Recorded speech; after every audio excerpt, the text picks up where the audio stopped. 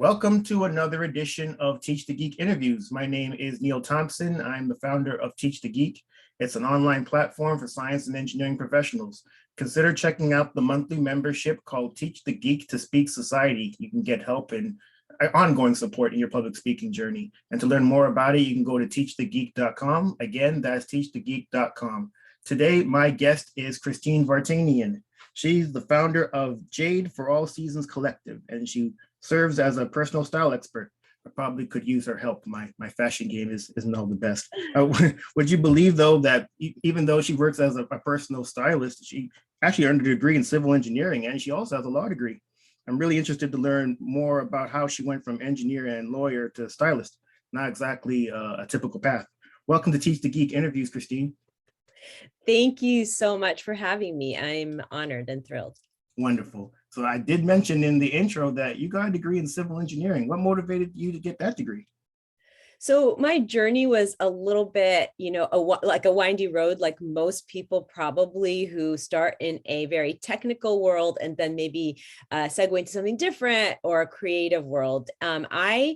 My dream growing up was to be an architect. And what architecture entails is design and being creative, designing buildings. And what happened is that when I was ready to go to college, my dad said, you're going to stay home. You're not going far away from home. You need to go to the local college that was close to home and pick a major there. And I was like, ooh, well, they don't have an architecture major, but let me pick something close. And thinking that civil engineering might be close, that's what I picked. And my plan was then to go to architecture school afterwards, but then the story becomes even more interesting. And I'll let you lead with the questions, but that's how I ended up in civil engineering school. And I actually did get my bachelor's in civil engineering. And that's where my sort of higher education began. Huh, that's interesting. You know, for the longest while, I used to lie about the reasons I ended up in engineering, but it also had to do with my father. So when I was graduating high school, I really had no idea what I wanted to do afterwards. He's the one that suggested I go into engineering. And the reason I used to lie about it is because whenever I heard other people talk about the reasons they went into engineering, it sounded way more interesting. It's like they had this interest in engineering for the longest while before they even graduated high school. They played with Legos when they were a kid. Maybe they were in robotics club when they were in high school. I don't even remember playing with Legos all that much. And I certainly wasn't in a robotics club. The reason I went into engineering was because my father said, go into engineering. And I think he even said to go into engineering just because of the job stability of it. You know, you typically can make a pretty good living coming out of school. So that was the main reasons. And I had no other ideas. Unlike you, I wasn't thinking, architecture and then civil engineering was kind of the fallback. It was just go into engineering, and that's kind of what I did. Luckily, it worked out, and hopefully we're worked out for you as well. Well, it did, and it worked out because I truly believe that there is a path that's carved out for everybody, and even though sometimes we don't choose that path or something organic leads us in a certain way, I feel like it's all part of who we become. And I certainly never will practice as a civil engineer, but I know that it had something to do with the way I am today. Gotcha. And then I also mentioned in the intro that you went to law school. So what was the motivation to go to law school? Yeah, well, this is where the plot thickens. So after I finished civil engineering school, I graduated, I ended up getting into a graduate program at SC for architecture. But then that's when my dad stepped in again. He said, you're never going to make any money being an architect. Go to law school. And I said, okay, Dad. So I went to law school sort of on a whim. And I think part of it was like, it was almost like a challenge. Like I felt like, well, I can do that too. Yeah, sure, I can. And so I went to law school. I graduated from law school. I did everything that a lawyer would do, like pass the bar, and I practiced in the construction defect industry, which is kind of cool because it ended up combining my civil engineering background with the law, and it was a little niche in the law. And I practiced for 5 years, but it still was not my passion. Wow. Wow, your father very involved in your career choices. I was a very obedient child, let's say. You know what? As I said, I can relate to that. Up until maybe I was 25, I just did everything what my father said. He's the one that said, go to do engineering. And then when I was done the engineering degree, he said, do a master's. And then I did a master's. And then he said, do a PhD. And I got 1 year into a PhD. But then by that time, I was 25, going on 26. And at this point now, I'm starting to realize I don't really want to do a PhD. I don't want to be in school for another, 4 or 5. PhDs can take essentially as long as it takes. There's no real, I guess, time length to them. Yeah. At that point, I just wanted to do something that I picked, and then then that's when I started working, and then it started working out for me. I started working in medical devices, and then doing the things that I do now. But yeah, your story makes me chuckle because it kind of reminds me of me. I know the paths seem to be similar. Here, here's the thing. I mean, I look back at that, of course, and I'm like, if I would have just followed my initial dream, that creative dream, I would maybe be in a different place today, but I'm just in the right place that I need to be. And I also think that many of us discount how profound like parental advice can be. So it was, I took the advice of my parents because I respected them. And even though I feel like I wish maybe I could have done something differently, I still am very happy as to where I am today. Gotcha. So, okay, so now you went to engineering school, you got a degree in civil engineering, father approved. You went to law school, father approved. You even worked as a lawyer. I'm sure he was very happy about that. But at some point, you decide you're going to be a personal stylist. Where did that come from? Yeah. Okay. So I'm glad you asked because this is my life's work really. So after I practiced in the legal field for about 5 years, I had made this decision a long time ago when I got married to my husband, that when we had started a family, that I really wanted to be home with the kids, that would be my role. And that would be my job. And what that led me to was basically 10 years of being a stay-at-home mom. And in those 10 years, I had 4 children, and I really devoted my time and my work to, molding them, being there for them, and just kind of exclusively. And it was that during that time that I realized that so many women, and it does seem like a woman driven thing that happens, is that they lose themselves when they're caring for others. They lose themselves in the care of others.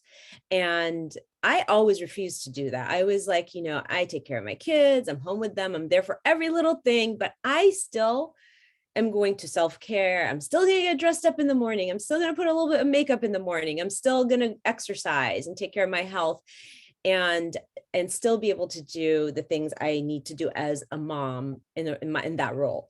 But I noticed that so many other women that were my peers didn't do that for themselves. And that resulted in a ripple effect, because what women do often does result in a ripple effect. They work in and out of the house, they care for families, they work for the community, they raise children. There's so much that they actually do.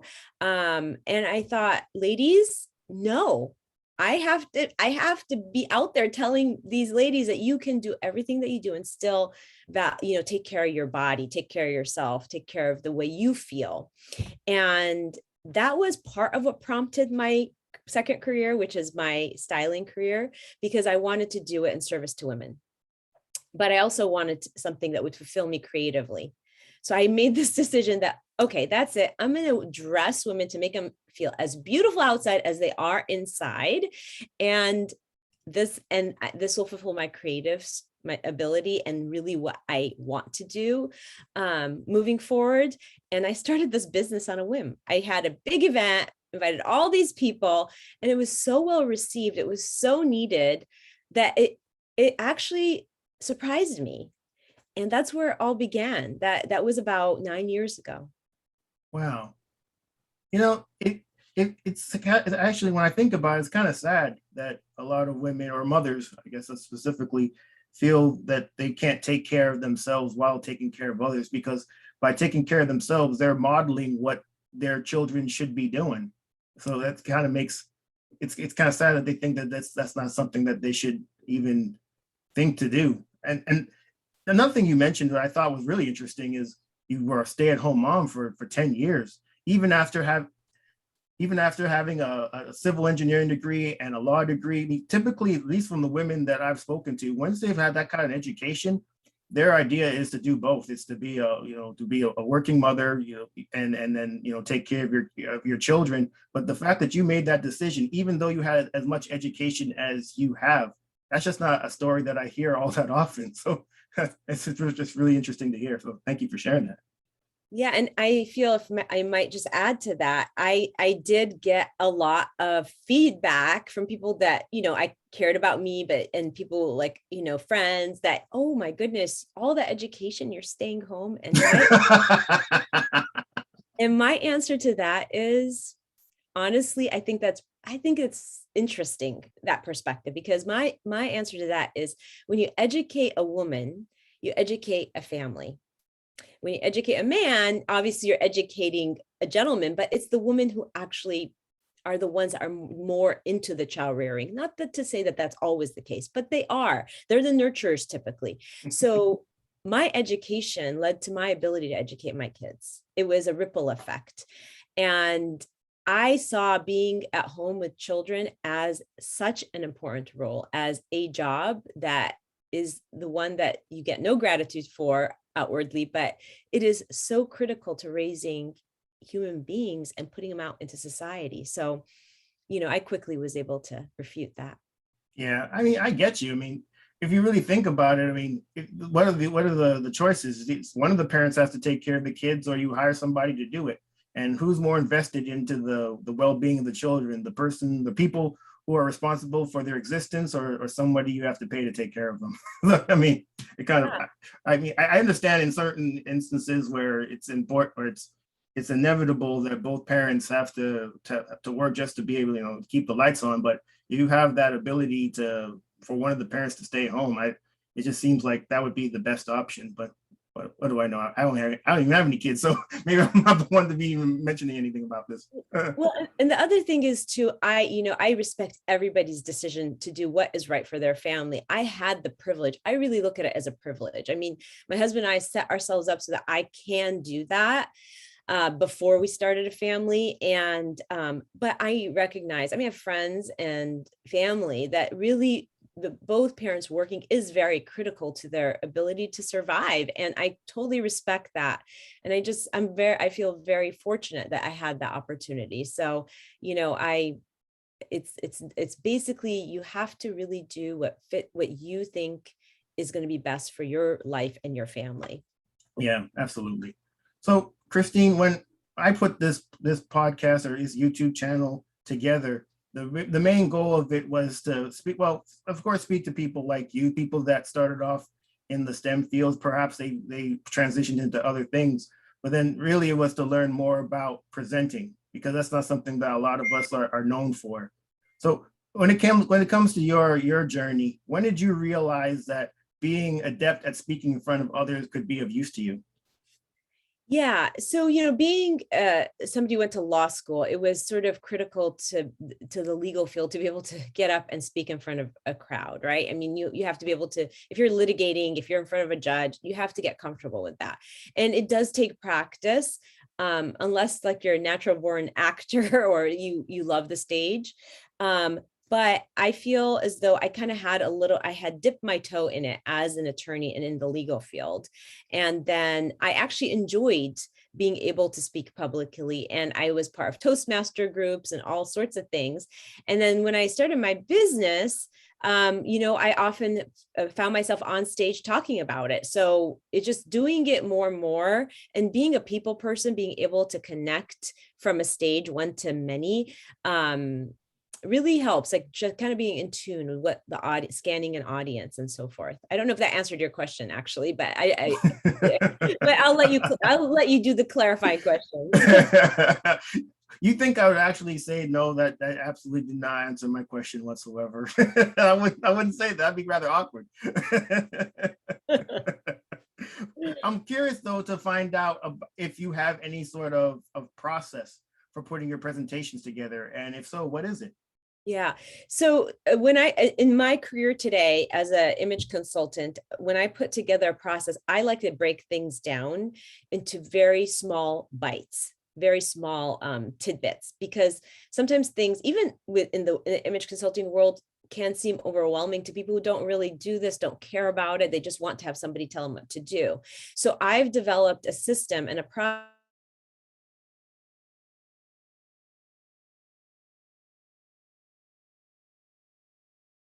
So any presentation I put together is something ABCs. Like I did a series on how to create your own podcast. It was podcasting ABCs.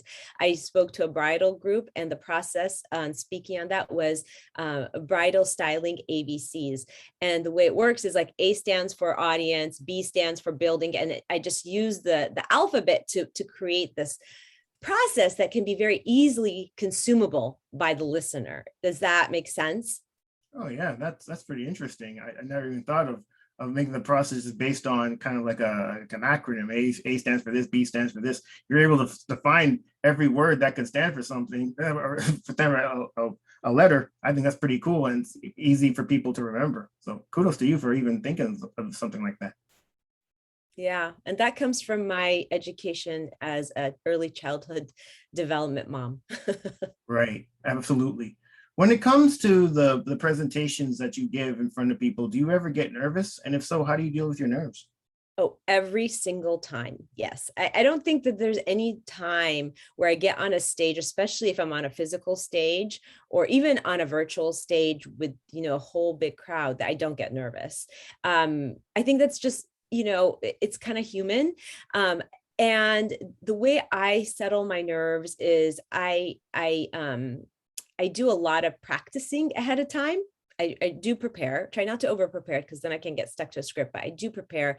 I practice what I'm going to say and the bullet points I want to hit. That's really important. And I also warm up my voice like a singer would. And that usually helps a lot. And I also think about, I'm on the stage to help people. And that trumps everything. Like when I'm talking to myself about, I'm out there, I know I'm going to touch somebody. I know I'm going to help them. I don't know how it's going to look, but I know I'm going to be helpful. And that calms my nerves right away, because then I'm really working towards something bigger than myself. And it's not about me. It's not about my nerves. It's about how I'm going to be helpful. Yeah, you know what? I'm a big fan of practicing too when it comes to presenting in front of people, because it shows, at least to me, it shows that you respect the audience enough that you really want to make sure that you're presenting in the best way that you can think of, so that they can get the message that you want them to get from your presentation.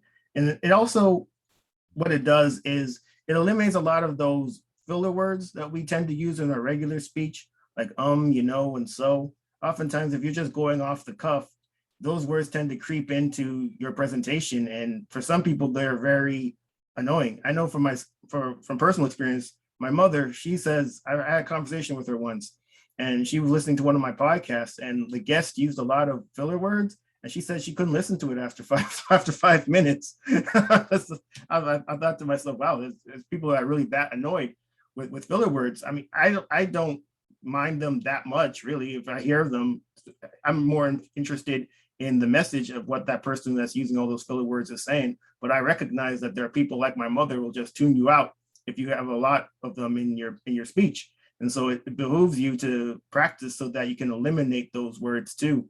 I mean, I have a friend that actually makes fun of me because I practice my presentations and he doesn't. But I find that the fact that he doesn't practice his presentations shows when he actually presents it. There's a lot of ums, a lot of knows and so's. And if that's the case, if my mother's in the audience, she's getting up and walking. Yes, she's not going to tolerate that. And it's true. Those things tend to distract the audience, and you want people to focus on the message. And it's going to happen here and there, but it's just like you said, a little bit of practice. And I am an advocate for not a lot of practice, because I've been there where I've been trying to figure out the best amount. And when I over get stuck to a script, then I tend to want to stay stuck in my head. And then, I'm not really focusing so much on the message. So there is that balance. There is a harmony you have to strike. But then those people that always get up there, I mean, there's some natural born speakers, and I recognize that, but most people need a little bit of a framework of what they're going to say so that they can deliver a successful message. Another reason that I'm a big fan of practicing is that you have time to figure out the best way to put the information out there. So yeah, you could be you could be great at presenting in front of people, and perhaps you don't get so nervous and you can speak easily in front of other people. But are you presenting the information in the best way? Does point one, point two, point three, do they flow? Or are you presenting points that are difficult to follow if you're an audience member? So that's another reason that I'm a big fan of practicing presentations. And I really like what you said about kind of being about the audience and you wanting to help, and that helps to overcome any nervousness because you have a purpose in presenting in front of these people. It's to help, and I think that's an excellent way to look at it. Yeah, absolutely, absolutely. So you've offered a number of tips that I think are really helpful. Warming up the voice, that's not even something I thought of, but that is important. You mean you are speaking after all, so you want to make sure that your voice is warm. You don't want a cold voice. Practicing, and there's another one I thought was a great tip. And then just knowing their purpose in being on the stage is to help people. Are there any other tips you'd like to offer that for people who want to get better at public speaking? Yes, actually. So there's also this process that I use when I'm delivering a speech, whether it's a keynote speech, whether it's a 40-minute speech or even like a 5-minute conversation to an audience. And one of the things that I have to overcome when I'm on the stage is the first impression of people going, "Oh, she's just a stylist." And so what I have to always overcome is that it's not about the clothes in my work. It's how the clothes are a tool that transforms the inside of the person, how it makes the inside, when you really are put together and you're putting your best foot forward when it comes to image, you are actually impacting your confidence, the way you're showing up, the way you're talking and acting and body language, all those things get impacted. So it's really important for me to convey to the audience right off the bat that this is not a superficial thing. This is about how the outside style impacts the inside style. And the way to do that is always through storytelling. I more often than not start with a story, and it's not necessarily my own story, but it's the story of a client and how that her life might have changed after she actually saw what she can do with her outside image that would affect her inside. So just back to your question about what other tips to offer is starting with a heart story, something that people can really connect with, and then going into a little teaching. So maybe 2 or 3 tips that they can take and put into action to change the way like from my perspective, what I talk about is, image, how they can actually shift their image in 3 quick, easy steps. And then going back to the heart story to tie everything up. And then at the end, whether usually you need a call to action, as people would say. So something that would, allow people to connect with you again, or just maybe something that would just ask them to do something in service to themselves, like go and look up this checklist and use it, or something like that. So it could be any kind of call to action, but really starting with the heart, because everybody that gets on a stage is a little bit ordinary and is a little bit extraordinary. You're a little bit ordinary because you have to be relatable. People have to be able to see that you've been where they were and that you understand them. And you have to be a little bit extraordinary because you're the expert speaking on stage. If nothing is special about you, then why are people listening to you? So the heart part is about how you're ordinary and how maybe the story is ordinary that they can relate to. And then the next part of the technical teaching, that's how you're extraordinary. And then people start to listen. Wow, that was really profound, Christine. I never thought of it that way. Being ordinary so that you're relatable, but being extraordinary because you're the expert. You're absolutely right about that. One other thing that you said that made me think about something else is it's a quote. I think Maya Angelou said it, and I'm paraphrasing. People don't remember what you say, but they remember how you made them feel. I hate that quote. I hate it so much. Because when I'm listening to people talk, I actually want to learn something from them. It's not necessarily how I feel. I want to take something away. So the idea of having something that's implementable tips that people can take away from a presentation, I think is critical, because you don't just want to sit there and just, okay, I feel good, and then you leave, and then okay, I don't feel good anymore because the speech is over. You know, you want to be able to take something away from the presentation. So I think that was great. And then your point about storytelling, that's something that I came to quite late in life, actually. When I first started giving presentations, the idea of storytelling never even crossed my mind. But I reckon back to when I was a child and going to bed, maybe your mom or dad would read you a bedtime story, and that's something you love. But for some reason, as you get older and you give presentations, well, storytelling goes out the window. And perhaps there are even some that think that it's inappropriate, especially if you're giving a technical presentation. But it's an excellent way to keep people's attention. So even the fact that you mentioned storytelling, I think is spot on. Yes, I definitely think storytelling is so critical. That's how people connect. And to be honest, I like to hear a good story. I like to hear it in if it's not my own story, I want to tell the story of somebody who's really been impacted. And it goes back to how children learn, and that everything we should find joy in. We should find that piece that is playful, right? And stories can do that. It's just kind of like what you described. Yeah, and you certainly would be one that would know how children learn since you were at home with them for 10 years. Well, this has been great speaking with you, Christine. Thank you for being a guest. How can people get in touch with you? Yeah, so my website is jadeforallseasons.com. I also have a subdivision of my business called Waist Up Wardrobe, and that's a podcast. And Waist Up Wardrobe was born during the pandemic because people were dressing not from head to toe anymore, but head to waist. It's about everything you can do to dominate from behind the desk. So they can reach me at Christine@jadeforallseasons.com. That's my email. And they can check out one of my websites at jadeforallseasons.com or waistupwardrobe.com. Excellent. Well, everybody, that marks the end of another edition of Teach the Geek interviews. My name is Neil Thompson, founder of Teach the Geek. It's an online platform for science and engineering professionals. Consider checking out Teach the Geek to Speak Society. It's a monthly membership where you can get ongoing public speaking support. I don't know where I lost my tongue there. But thanks again for tuning in, and have a great day. Thank you for being a guest again, Christine. Thank you so much. I appreciate it.